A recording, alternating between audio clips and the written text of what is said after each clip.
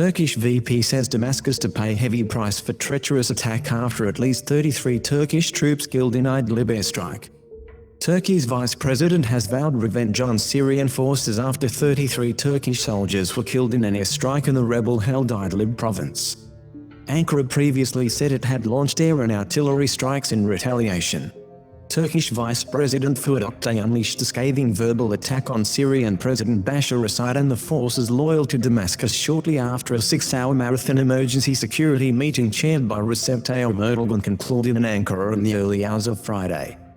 Oktay minced no words, referring to the Syrian leader as the head of a terror state who would go down in history as a war criminal in a written statement reported by Turkey's Anadolu news agency, adding that Damascus would pay a heavy price for what he called a treacherous attack on Turkish troops.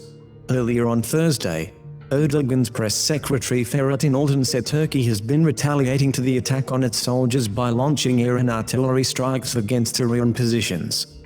The media chief went so far as to compare the situation in Idlib with a genocide, the likes of what happened in Rwanda and Bosnia.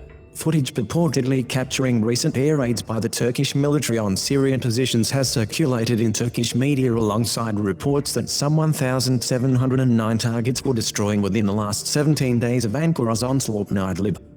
Ankara in recent weeks has sent thousands of its troops and military hardware to rebel-held areas in the province, the last stronghold of Islamist militants and extremists in the war-ravaged country, as Damascus reinvigorated its push to liberate cities and towns in southern Idlib in a bid to reclaim a strategic highway linking Aleppo to the major port and capital of the western Latakia province. Despite suffering casualties, Turkey previously said it would not withdraw from the province until the Syrian government pulls the plug on its offensive. Damascus has refused to do, arguing that its armed forces are targeting terrorists there. Moscow, meanwhile, has accused Ankara of propping the militants with artillery fire and drone strikes in violation of the terms of the de-escalation agreement struck within the Astana peace process.